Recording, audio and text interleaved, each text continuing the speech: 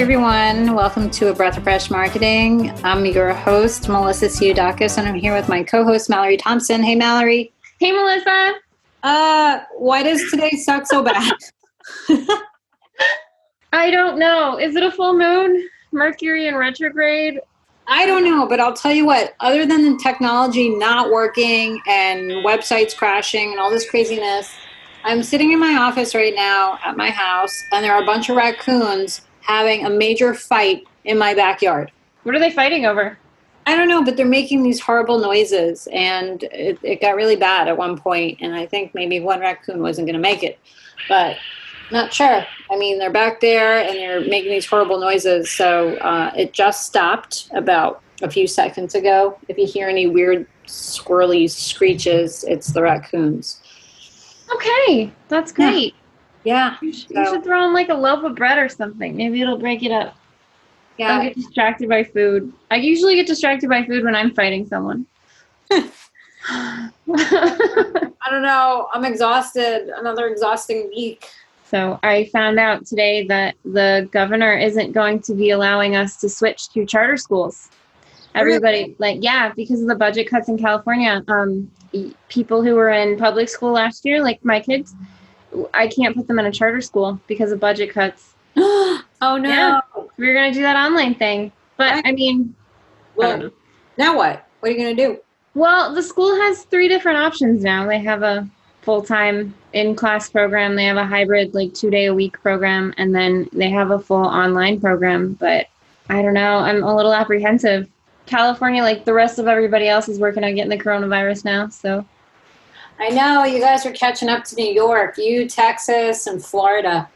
Yeah, well, California doesn't care anymore. We cared really hard for a good couple weeks, and now it's just well, I'm going to the Home Depot to stand right behind somebody and breathe on them. It's bad. It's really I still bad. don't leave my house, but I mean, except for when you run to Walmart.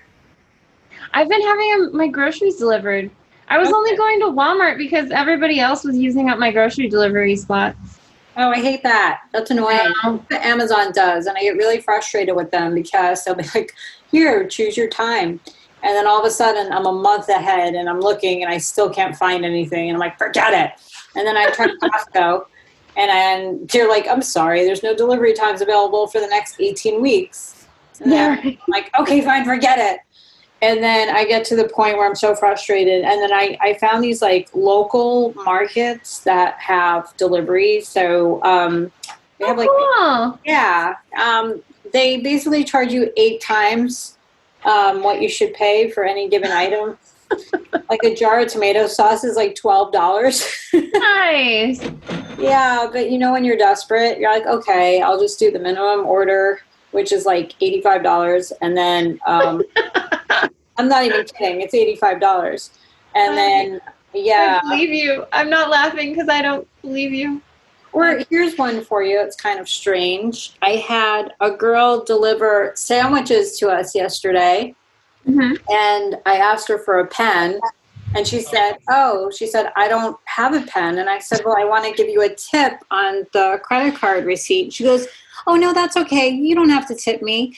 And I said, hold on a second. I'm going to get a pen. And I ran and I got a pen. And I gave her $10. And I'm like, see, never turn down a tip. I'm like, you're working. You're delivering food. You should never turn down a tip. So I gave her $10 so that maybe she would rethink that next time she tells people, don't worry about tipping me.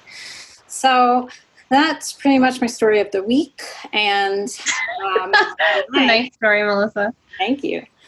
Tonight, Jacqueline is joining us from Feed the Frontline. They're a nonprofit and dedicated to providing meals to healthcare workers, first responders, and vulnerable communities affected by COVID-19. I think Jacqueline's here with us right now. Yeah. Hey, how are you? Hey, how are you? Thanks for joining us tonight. Thanks so much for having me. Of course. So tell us a little bit about your background and how you started this. Yeah, so my day job is in management consulting, and a few of my colleagues and I were just kind of brainstorming when this all first started. We felt a little bit helpless because, we aren't doctors. We couldn't help develop a vaccine or save people, but we wanted to help in some way that we could. And so we came up with the idea for Feed the Frontline. Our mission is twofold. So we try to help both restaurants by paying them to prepare meals, and then also other communities like frontline workers and kind of those who have been impacted by COVID by delivering meals to them and just providing them with a hot, fresh meal. So that's, kind of one less thing on their plate to worry about. Okay. That's great. Can you tell us a little bit more about how it works and why you felt that was the best use of your time and energy? Yeah, absolutely. So, like I said, we raise money and we use that money to pay restaurants so that they can prepare and deliver, kind of what they do best, which is their food, delicious meals. And we have them deliver nutritious meals to frontline healthcare workers. And since we've expanded our mission also to kind of communities impacted by COVID, it feels really important right now because we're able to help restaurants stay afloat in a time that they're really struggling. And we recognize that restaurants are the cornerstones of our communities. And then we also get to help other groups by having the meals go to, frontline healthcare workers, first responders, and then also communities that are just really in need of a meal right now. So how many cities are you active in currently? So we're active in 6 cities right now. We started in just Dallas and Houston, and we really expanded where other people resonated with the mission and reached out to us and were interested in starting up a chapter in their city. And where are you from? I'm originally from New Jersey, but I moved to Dallas after I graduated from college, and I've been there for 2 years, and it's really become my new home. So I was really inspired to start this up in Dallas, where I live now. That's cool. Well, I'm in New York, so, you and I, we're pretty close. Yeah, the Northeasterners. So what is your role at Feed the Frontline? And tell us about your team. Yeah, so our team is made up of mostly young professionals and college students who were kind of inspired to help in whatever way we could during the COVID crisis. Most of us are under 25 years old, and for most of us, it's our first time really working in the nonprofit world. So it's been a lot of learning really quickly, being kind of really flexible and agile. And then specifically for myself, I'm in charge of corporate partnerships and also operations for a few of our cities. So tell us some numbers. How many individuals have Feed the Frontline helped to date? Yeah, it's hard to put a number on it because we've kind of, helped multiple communities. But we've fed over 75,000 meals across all of our cities. And then, with each meal that we're feeding, we're also paying restaurants full price for their meals. So we're helping their employees stay employed. We're helping them keep food on their own tables for their families. So it really feels like there's a big ripple effect going through our communities. Absolutely. Do you have any stories about how that ripple has affected any individual? Yeah, I have a few. But one of my favorite stories came from our first week of delivery at the end of March, when this was all really new and really scary. We had a nurse who was exposed to COVID, and she was spending the night in her car to try to limit her exposure with her boyfriend and with his parents who were staying with them. And so we got a text from her boyfriend a day later, after one of our first deliveries. And he said, "Thank you so much. A hot ass taco was exactly what my girlfriend needed." And, it might seem like, kind of superfluous or unnecessary, but really a hot meal goes a long way when people are dealing with these huge emotional burdens. Yeah, definitely. How about give us a story on how Feed the Frontline has impacted a restaurant or a small business that you can share with us? It's really amazing. I think Feed the Frontline has impacted every small business and restaurant that we've worked with. But one that kind of stands out to me is one of our restaurant partners in Dallas. It's a female-owned restaurant. She serves really, really delicious, amazing health foods. And she actually just opened her restaurant in the fall. She had been working towards this dream for a long time. And she opened in the fall, kind of knowing that the winter would be really tough, given that she mostly sells smoothies and acai bowls. But she was kind of expecting to spend the winter working out the kinks and really be ready for spring. And then, of course, COVID hit. And she was just positive that she was going to have to close down her restaurant, just a few months after kind of realizing this dream of opening one.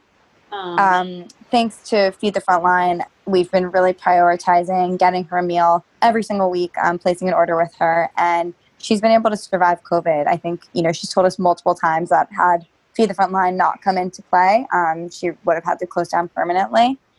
And it's felt amazing being able to, help keep that dream alive. And it's felt even better because our hospital partners loved her smoothies and they'll email us requesting them specifically. So it's a win-win for everybody. That's great. Yeah, it's awesome. So what's been your biggest roadblock that your team has faced on the journey to get Feed the Frontline off the ground? And let us know how you got past it. There's definitely been a lot of roadblocks because a lot of us aren't from the nonprofit world. And so we really knew little to nothing about fundraising and starting a nonprofit and, sort of the legal hoops that you have to jump through. But I think one thing that was really inspiring was when we first started, during our first week, we kind of ran into issues, opening up a bank account, getting a fundraising platform going. And, understandably, it is difficult to start up a nonprofit so quickly, especially because we wanted to ensure that we were doing it the right way, making sure that our donations could be tax deductible and stuff like that. But time was really of the essence, and hospitals were starting to shut down their cafeterias. They were starting to become overwhelmed, and we just knew that the quicker that we could help both restaurants and hospitals, the better it would be. So we turned to our family, our friends, and actually just our team, and we decided to fund the first few weeks of meals ourselves. While we waited for everything to get started up, we were just, we could sense that the need was so urgent. And it was really gratifying to kind of see our community, our family and friends rally around us and rally around our mission. And then, luckily we were able to set up everything correctly and then fundraise in the kind of broader community at large. So from your perspective, how has coronavirus affected frontline workers and food insecure populations and local businesses, in your opinion? I guess I'll start with local businesses. They've taken a huge hit. Sales from restaurants have fallen between 70 and 85%, depending on where you are in the country during COVID. And up to 85% of independent restaurants are kind of at risk of permanent closure due to COVID. So we feel really grateful to help just a few of them try to keep their doors open. At first, this crisis really rocked the frontline workers, right? They were the only people, some of them were the only people to say goodbye to victims of the virus. They take on unbelievable burdens when they're making decisions about who gets a ventilator and who doesn't. And they were just incredibly overwhelmed kind of dealing with this crisis, really, really like warriors, like heroes, right?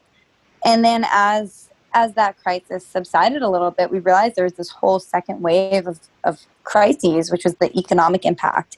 And so we decided to kind of divert our attention and have some of our restaurant meals go to these food insecure populations. Minority and low-income communities have been disproportionately affected by COVID, both economically and physically. A lot of those people are contracting the virus. So as the hospital situations got better for a while, we were really glad to be able to feed groups that have been impacted in different ways. And now as the hospital situation ramps up again, we're really, it's a balancing act. We're working on feeding frontline workers and also feeding food insecure communities. So I feel like our mission keeps getting bigger. Absolutely. So it's got to be scary for you guys, right? Because you're out there on the front lines too with them, getting food ready and making sure everybody has something to eat. So what have you guys done internally within your organization to make sure that you're providing meals safely? Yeah, absolutely. We realized that was of the utmost of importance when we first started. We created, after reviewing kind of the national guidelines, a full document outlining food safety and sanitation protocols. We ask every restaurant that we work with to carefully review and agree to them before we add them as a partner. And so, we have information in there about wearing masks, about delivering safely, about, managing food temperature. We do put the burden on the restaurants, I guess. We make sure that they're able to commit to that. It's obviously important. We would hate for nurses or doctors to be out of work because of, getting food poisoning or something. And so we take that very seriously. Do you think life for frontline workers will be different after Corona? Yeah, I think life for everyone will be different after Corona, but I think specifically it will be different for the frontline workers. Hopefully on the positive side, they're not going to have to deal with this terrible fear and, not knowing what's going on, not knowing what's going to happen and what's going to come their way. And all the stories that they've dealt with during this crisis. But then as well, they're also going to be kind of the first people impacted by changes in public health policies. We're going to take stringent measures to try to prevent this from happening again. And I think frontline workers will be integral in ensuring that that's successful. The country is slowly opening up and life is kind of returning back to normal-ish. So what is the future of Feed the Frontlines after Corona? Yeah, it's an interesting question. So I think maybe a week ago we were on the same page as you. Right now, it actually feels like the world is maybe closing down again in some of our communities. We're really heavily focused in the South.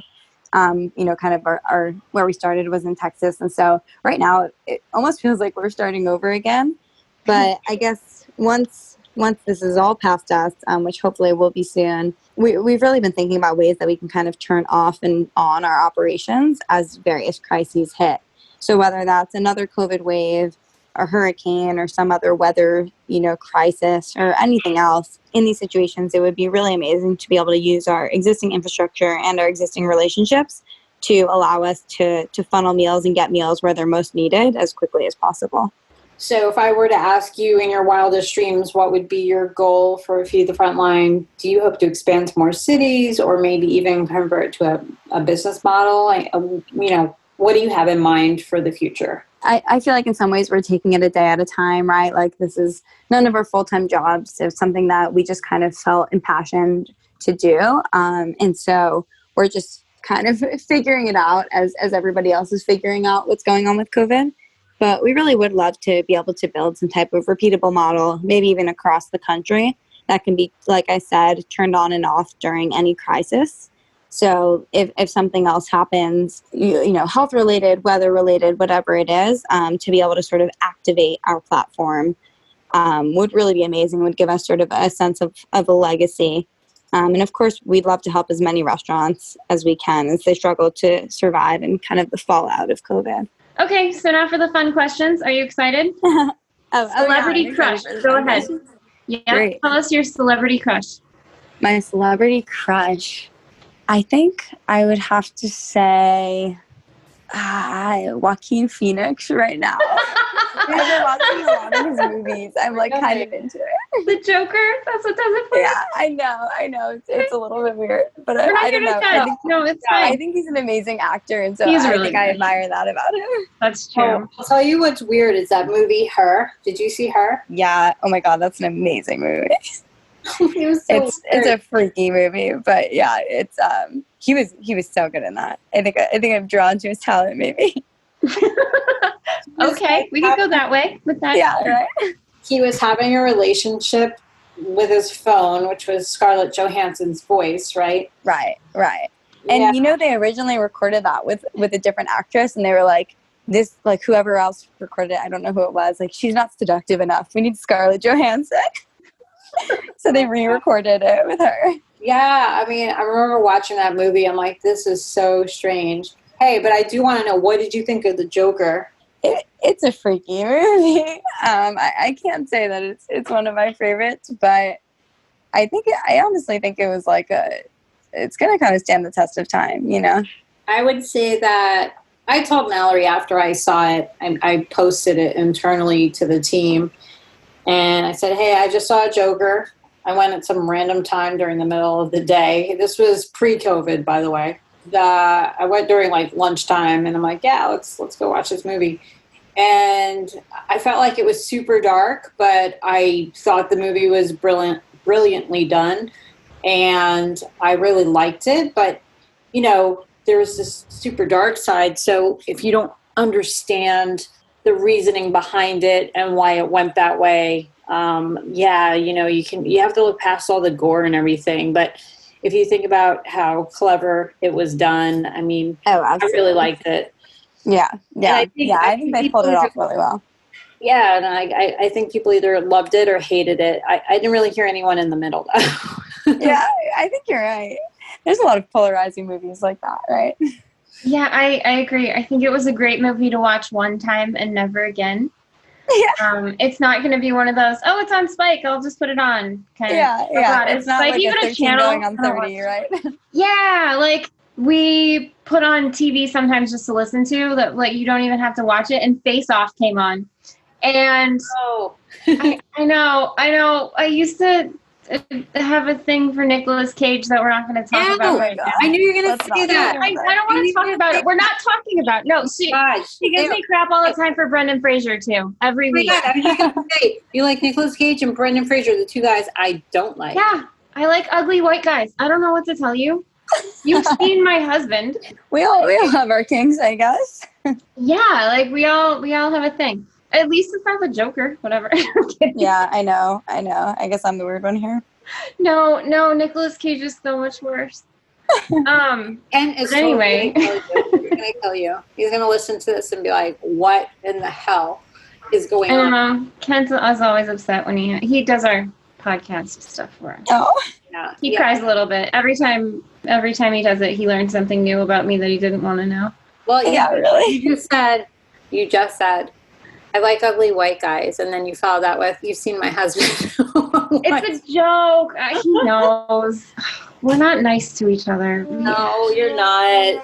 That's what happens. We've just been together so long. Like, all the love has just flowered away, and now it's just that. It's just jokes. That's all we have left.